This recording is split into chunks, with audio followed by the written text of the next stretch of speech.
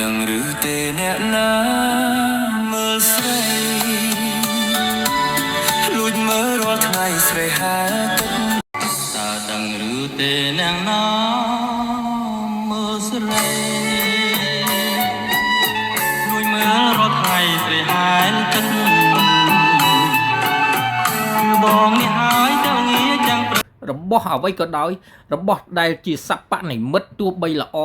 យ៉ាងណាក៏ដោយគឺនៅក្នុងកែវភ្នែករបស់ខ្ញុំគឺគ្មានន័យអ្វីតលតែសោះបាទសូមគោរពនិងជម្រាបសួរលោកតាលោកយាយពុកម៉ែបងប្អូនប្រិមិត្តជាទីស្រឡាញ់រាប់អានពីខ្ញុំបាទបងកង3ស្ទឹងត្រែងព្រំដែនឡាវថ្ងៃនេះខ្ញុំបានឃើញមានប្រតិកម្មពីទំព័រ page Facebook របស់លោកគង់ប៊ុនឈឿនដែលមានឈ្មោះថាគង់ប៊ុនឈឿនដែលជាម្ចាស់កវីស្ទឹងសង្កែហើយក្នុងនោះក៏ឃើញថាមានសរសេរបាទរិះគន់ទៅលើអ្នកនិពន្ធ AI ផងដែរបាទដែលបានលើកយកនៅបទចម្រៀងមរតកដើមរបស់អធិរាជសម្លេងមាសលោកស៊ិនស៊ីសមុទ្រនិងអ្នកនាងរស់សេរីសុទ្ធារាជិនីសម្លេងមាសក៏ដូចជាអ្នកចម្រៀងចំនួនដើមជាច្រើនទៀតបានយកមកក្រឡៃធ្វើជាបទចម្រៀង AI បាទអញ្ចឹងថ្ងៃនេះឃើញថានៅក្នុងទំព័រ page Facebook លោកគង់ប៊ុនឈឿនមានប្រតិកម្មចំពោះអ្នកនិពន្ធ AI បាទនេះសម្រាប់ខ្ញុំក៏មានគំនិតប្រឆាំងនឹងប្រតិកម្មចំពោះអ្នកនិពន្ធ AI ដែលយកបទចម្រៀងមរតកដើមមកធ្វើឲ្យខូចលក្ខណៈដើមពិតរបស់គេបើចង់ធ្វើអ្វីគឺយើងធ្វើនិពន្ធថ្មីជារបស់យើងណាដើម្បីថែរក្សាគេមរតកដូនតាយើងកុំឲ្យបាត់កុំព្រោះតែលុយកាក់មាសប្រាក់បំពេញចំណង់តណ្ហារបស់ខ្លួនធ្វើអញ្ចឹងគឺមិនត្រឹមត្រូវទេយើងកំពុងតែបំផ្លាញអរិយធម៌វប្បធម៌ខ្មែរយើងហើយណាវាមិនមែនជាការពិត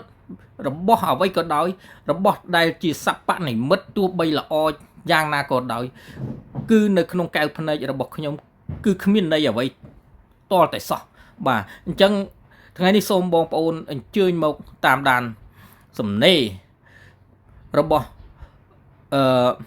ម្ចាស់កវីស្ទឹងសង្កែលោកគង់ប៊ុនឈឿននៅក្នុងទំព័រ page របស់លោកគង់ប៊ុនឈឿនប្រហែលជាភរិយាគាត់ឬក៏កូនគាត់ទេសរសេរណាបាទនាងខ្ញុំសូមឆ្ងល់ថាអ្នកនិពន្ធ AI ទាំងឡាយបើបានធ្វើ AI ហើយសូមធ្វើជាចម្រៀង AI ថ្មីតែម្ដងទៅទាំងបទភ្លេងនិងទំនុកច្រៀងហើយសូមកុំយកបទមរតកដើមទៅក្រឡៃដើម្បីឲ្យបាត់សភាពម្ចាស់បទម្ចាស់ដើមគេខ្លះដូរភាសាទៀតយកកម្រៃលើកម្លាំងញើសឈាមដែលគេមានស្រាប់បើធ្វើឲ្យបាត់តម្លៃហើយច្របូកច្របល់ពេញនឹងបាត់អស់កម្មសិទ្ធិបញ្ញាប៉ុណ្ណឹងហើយនៅមិនដាក់ឈ្មោះអ្នកនិពន្ធនិងអ្នកចម្រៀងដើមគេទៀត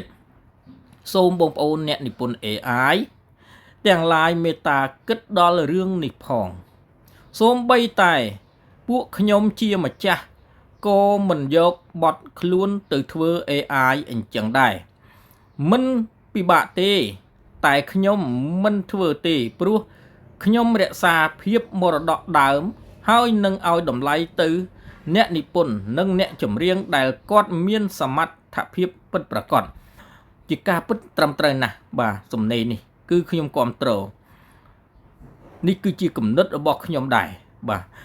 នឹងជួយគាំទ្រនិងផ្ដល់ការងារដល់បងប្អូនសិល្បករយើងផងបាទបញ្ជាក់ខ្ញុំមិនប្រឆាំងសម័យ AI ទេជួយសម្រួលច្រើនបើធ្វើត្រូវពេលខ្ញុំក៏មានសាកសរសេរបទ AI ដែរតែធ្វើគ្រាន់ស្ដាប់លេងខ្លួនឯងប៉ុណ្ណោះហើយក៏នឹងសរសេរដែរថាគឺជា AI ព្រោះវាមិនមែនជាសមត្ថភាពពិត 100% ទេជាការពិតណាស់បងប្អូនបាទអ្វីក៏ដោយទោះបីល្អយ៉ាងណាក៏ដោយរបស់សព្វនិមិត្តវាអត់មានន័យទេឥឡូវសួរថា AI ច្រៀងព្រោះយើងថា AI ច្រៀងព្រោះណា អញ្ចឹងយើងចង់សំណុំពរអញ្ជើញ AI ឲ្យមកសម្ដែងនៅក្នុងកម្មវិធីមង្គលការកម្មវិធីបុណ្យទានកម្មវិធីជប់លៀងអីសួរយើងអញ្ជើញមកបានទេបាទហើយយើងសរសើរ AI តើ AI ដឹងថាយើងសរសើរទេវាអត់មានន័យបងប្អូនពុកម៉ែអញ្ចឹងសូមសំណុំពរដល់អ្នកនិពន្ធបទចម្រៀង AI មេត្តាធ្វើអ្វីជាថ្មីនិពន្ធរបស់ខ្លួនឯងកុំយកបទចម្រៀងមរតកដើមមកធ្វើវាធ្វើឲ្យខូចតម្លៃតែបើមនុស្សយើងសម័យជំនាន់ក្រោយនេះគាត់យកបទចម្រៀងលោកស៊ិននិមិត្តបទចម្រៀងរស់សេរីអ្នកនាងរស់សេរីធាយកមកច្រៀងឡើងវិញវាជារឿងធម្មតាពីព្រោះយើងជាមនុស្សពិតដែលបានច្រៀងតាមគាត់អញ្ចឹងទោះបីព្រោះឬក៏មិនព្រោះយើងអាចវាយតម្លៃណាយើងអាចវាយតម្លៃនឹងឲ្យពិន្ទុហើយបើសិនតែយើងពេញចិត្តចូលចិត្តយើងអាចអញ្ជើញបុគ្គលហ្នឹងណាតារាចម្រៀងហ្នឹងមកសម្ដែងមកច្រៀងផ្ទាល់បានតែចំពោះ AI តែយើងអញ្ជើញមកមិនពីព្រោះរបស់សព្វនិមិត្តវាអត់មានរូបពិតណាតែឥឡូវយើងចូលទៅមើលការខមមិនរបស់បងប្អូនខ្មែរយើងថាតើមានមតិយោបល់យ៉ាងណាខ្លះចំពោះអ្នកនិពន្ធចម្រៀង AI នេះបាទទី1នេះគឺគាត់មានមតិយោបល់ថាចាស់ពិតមែនហើយអ្នកមីងដូចខ្វះបទនិពន្ធចេញពីស្នាដៃនិងគំនិតរបស់ខ្លួនយ៉ាងម៉េចមិនដឹងទេចាបាទត្រូវណាស់លោកគ្រូបាទមិនចេះធ្វើ AI មកបំផ្លាញចម្រៀងខ្មែរសម័យដើមអស់ហើយចេះ AI មិនធ្វើថ្មីទេយកតែចម្រៀងជាស្នាដៃដដែលយកតែចម្រៀងជាស្នាដៃដែលលោកកវីខំនិពន្ធមកកែខូចបទដើមគេអស់ខ្ញុំធ្វើចម្រៀង AI មិនតែខ្ញុំធ្វើចម្រៀង AI មែនតែខ្ញុំមិនដែលយកបទគេមកធ្វើទេគឺបង្កើតថ្មីអត់មានអ្នកជួយតែអ្នកបំផ្លាញច្រើនជាការពិតបើគេមិនមើលងាយទើបជារឿងចម្លែកបើក្រសួងពាក់ព័ន្ធវិញចប់អេវ៉ាំងបាទនេះជាការពិត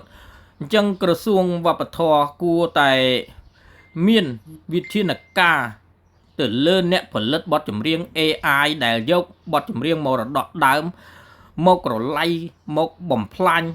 ខូចលក្ខណៈដើមរបស់គេអស់បាទគួរតែមានវិធានការណាបងប្អូនពុកម៉ែយើងបាទបន្ទាប់ទៀតមាសទឹក10គឺនៅតែជាមាសទឹក10កុំយកមកលាយឡំបាទអញ្ចឹងមានអ្នកខ្លះដាក់ចម្រៀង AI ច្រៀងហើយដាក់ថាតាស៊ិននិមិត្តលោកកែវសរាជច្រៀងបងប្អូនហើយបាទហួសចិត្តតែម្ដងបាទបន្តទៀតខ្ញុំមិនចេះស្ដាប់បទ AI ទេបាទដូចខ្ញុំដែរខ្ញុំអត់ចេះស្ដាប់ទេបទ AI បងប្អូនពុកម៉ែបាទ AI ជាបញ្ញាសព្វនិមិត្តប៉ុន្តែបញ្ញាអត់គំនិតបាទទោះយ៉ាងណាស្ដាប់ទៅក៏មិនពីរោះដូចមនុស្សច្រៀងដែរព្រោះដូចអត់មនុស្សសេចក្ដីដូចអត់បេះដូង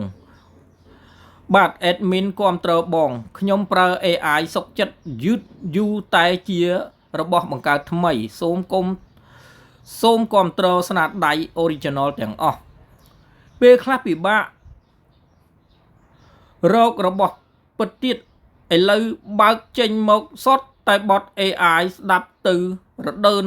តឹងទ្រូងណាស់បាទជាការពិតណាបងប្អូនមិនមែនថាតែបទចម្រៀងសូម្បីតែរូបភាពរឿង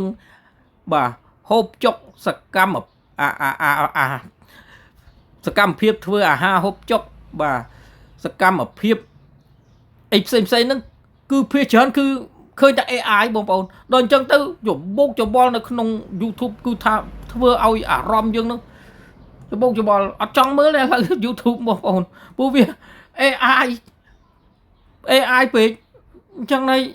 អត់មានអារម្មណ៍បាទខ្ញុំខ្ពើមបត់ AI ណាស់ កោតអ្នកស្ដាប់ចេះតែថាពីរោះស្ដាប់យូរគ្មានមនោសញ្ចេតនាស្អីទេបាទអញ្ចឹងនៅក្នុងការខមមិននេះគឺឃើញថាមតិយោបល់របស់បងប្អូនយើងគឺប្រឆាំងដាច់ខាតមិនគ្រប់គ្រងអ្នកនិពន្ធចម្រៀង AI យកបទចម្រៀងមរតកដើមមករលៃបំផ្លាញឲ្យខូចលក្ខណៈដើមគេអស់បាទអញ្ចឹងសូមបងប្អូនយើងទាំងអស់គ្នានៅពេលដែលអស់ឃើញ AI សូមនាំគ្នាកុំគ្រប់គ្រងកុំចុចមើលឲ្យសោះដល់អញ្ចឹងទៅអ្នកនិពន្ធ AI លែងនិពន្ធហើយពីព្រោះធ្វើវាអត់បានជោគជ័យវាអត់បានលុយប្រាក់ចំណូលអត់មានអ្នកមើល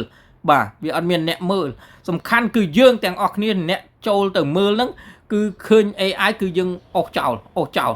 បងប្អូនណាបាទគឺថាឲ្យតែឃើញរូបភាពចម្រៀង AI អីគឺយើងអស់ចោលកុំគ្រប់គ្រងនឹងហើយធ្វើឲ្យអ្នកនិពន្ធចម្រៀង AI លែងមានទឹកចិត្តធ្វើហើយអាបត AI ហ្នឹងបងប្អូនណាអញ្ចឹងយើងគ្រប់គ្រងរបស់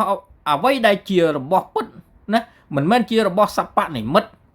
បាទជារបស់คล้ายៗអញ្ចឹងបងប្អូនដឹងហើយរបស់คล้ายៗយើងមិនដៃយកទេយើងទៅទិញអីយើងត្រូវការរបស់ពិតរបស់ original របស់មិនពិតយើងមិនយកទេណាបាទមិនអញ្ចឹងឃើញថាមតិយោបល់ច្រើននៅក្នុងការនៅក្នុងការខមមិនបញ្ចេញយោបល់នេះគឺបងប្អូនជាពលរដ្ឋខ្មែរយើងគឺគាត់មិនគ្រប់គ្រងទាំងស្រុងតែម្ដងទាំងអស់បាទអរគុណបងប្អូនពុកម៉ែអញ្ចឹងខ្ញុំសូមបញ្ចប់คลิปវីដេអូប៉ុណ្នេះបាទ